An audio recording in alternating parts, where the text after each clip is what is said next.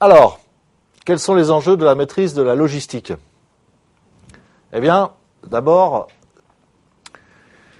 la logistique est au service de la demande. Elle améliore les délais de livraison. On sait que le client est quand même très attaché, pas simplement dans la vente par Internet, au délai de livraison. La trésorerie de l'entreprise aussi. Parce qu'avec le délai de livraison, il y a aussi le délai de facturation et il y a aussi le délai de paiement qui court, généralement. Et donc, ça améliore la maîtrise, effectivement, du délai de livraison et son raccourcissement. Eh bien, ça améliore la position de trésorerie de l'entreprise. Donc, ça a aussi des incidences financières directes. La diminution des taux d'indisponibilité des produits. Alors là, c'est plutôt dans le cas de la logistique de grande distribution, justement. Où dans certains rayons, par exemple dans le rayon des chocolats, dans la grande distribution, vous avez à peu près 10% d'indisponibilité des références. Ça veut dire que, concrètement, vous avez 10% des produits qui sont absents en permanence des linéaires. Et ça représente un certain nombre de centaines de milliers de tablettes de chocolat qui ne sont pas vendues par cette indisponibilité. Donc là, il y a des enjeux extrêmement importants à faire que l'approvisionnement se fasse le plus correctement possible pour que le rayon soit totalement approvisionné. La logistique permet d'améliorer donc le service et la qualité. Ça fait partie effectivement, la mise à disposition du produit, ça fait partie du service et de la qualité attendue par un client quand il achète quelque chose. La logistique améliore la flexibilité de l'entreprise. Alors, améliore la flexibilité de l'entreprise, ça veut dire quoi? Eh bien, quand on maîtrise bien la logistique, on va pouvoir honorer une commande beaucoup plus facilement et avec beaucoup plus de réactivité. Au contraire, quand il y a une lourdeur des flux logistiques, eh bien, les délais de réponse de l'organisation à une demande imprévue, seront beaucoup plus difficiles à mettre en œuvre. Donc ça permet à l'entreprise, la maîtrise des flux logistiques, de s'adapter aux variations de ces marchés. Et dans les univers perturbés d'affaires que nous connaissons à l'heure actuelle, eh bien évidemment, c'est un atout très très important. Donc, la logistique, en conclusion de tout ça, crée de la valeur.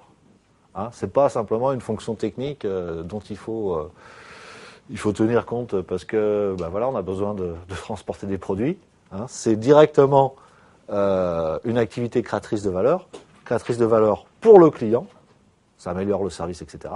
Mais, et j'allais dire surtout, pour l'entreprise aussi directement, puisque ça lui permet de baisser ses coûts, ça lui permet d'augmenter son chiffre d'affaires et ça lui permet parfois, dans certaines activités, de modifier sa stratégie. Donc des enjeux très très importants à ces activités. Dans certaines activités, on peut considérer que la logistique est un facteur clé de succès essentiel. C'est-à-dire, si l'entreprise ne maîtrise pas l'activité logistique, elle ne peut pas réussir sur son métier.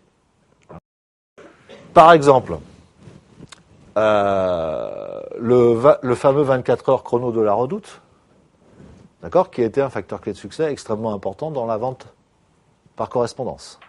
Il est évident que servir le client le plus rapidement après son passage de commande est un atout de la réussite de la VPC, de la même manière, et d'une manière même plutôt accrue, que c'est un atout essentiel pour la vente en ligne. Donc, là, la maîtrise de la logistique, ça fait partie des variables à maîtriser pour le succès. On n'a pas le choix. C'est la réussite aussi donc, dans la vente en ligne d'Amazon.com, mais de bien d'autres. C'est aussi, dans certaines activités, donc là où le produit est périssable, il est clair que la logistique, elle conditionne la qualité du produit. Donc, les produits ultra frais, ils doivent être acheminés le plus rapidement possible et sans interruption possible vers les lieux de distribution. Donc, chez Danone, la division yaourt de chez Danone, évidemment, les activités logistiques sont extrêmement importantes. La logistique permet parfois aussi, la maîtrise de la logistique permet la diversification stratégique des entreprises. Alors, je vous ai trouvé deux entreprises différentes. Findus, qui est passé maître dans l'art de maîtriser la logistique de la chaîne du froid, qui est une logistique très spécifique. Et donc, a appliqué cette maîtrise de la logistique des plats cuisinés, son métier traditionnel, aux glaces. Il était très facile de se diversifier en termes de produits parce que, effectivement, la chaîne logistique est quasiment la même, sans parler des clients qui sont aussi communs. Pixmania, qui lui est passé du spécialiste du produit, du produit électronique à destination des loisirs. On met tout la famille son, image, etc. dedans. Et bien maintenant, il est en train de décliner donc avec une excellence logistique, un approvisionnement extrêmement fiable de ses clients. Et donc, il a appliqué ce savoir-faire, si vous voulez, à d'autres activités. Et aujourd'hui, Pixmania distribue du meuble, de la lingerie, du voyage, etc.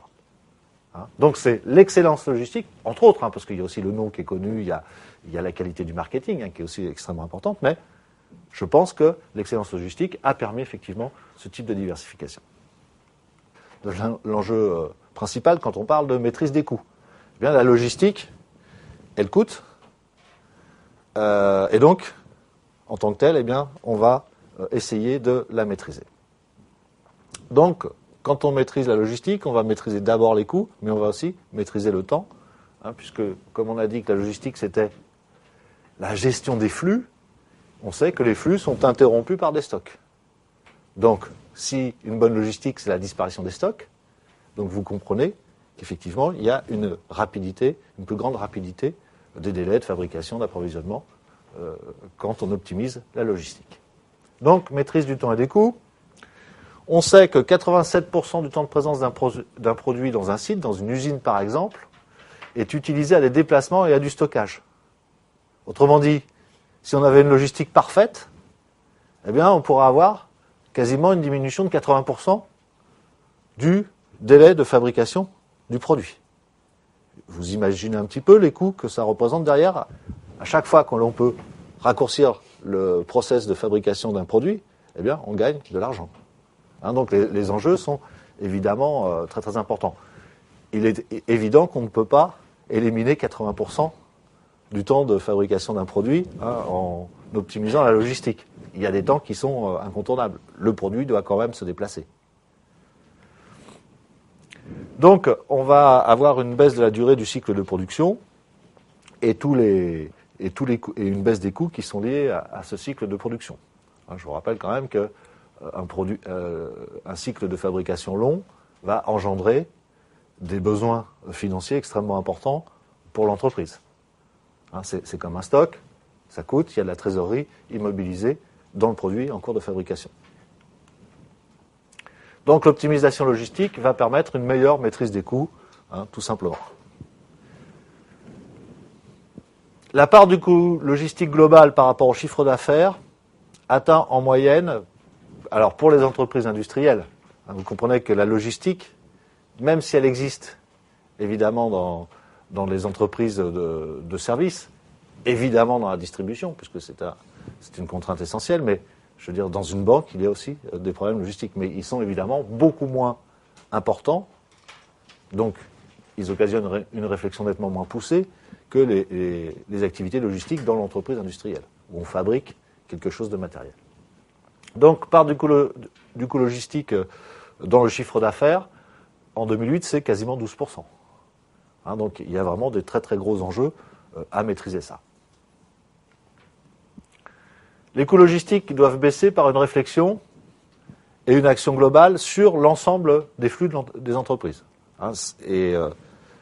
L'idée que je soulevais tout à l'heure, à savoir l'apparition des logiciels d'optimisation logistique, eh bien, effectivement, sont basés sur ce principe qu'on va travailler sur l'ensemble des flux et non pas sur un flux particulier.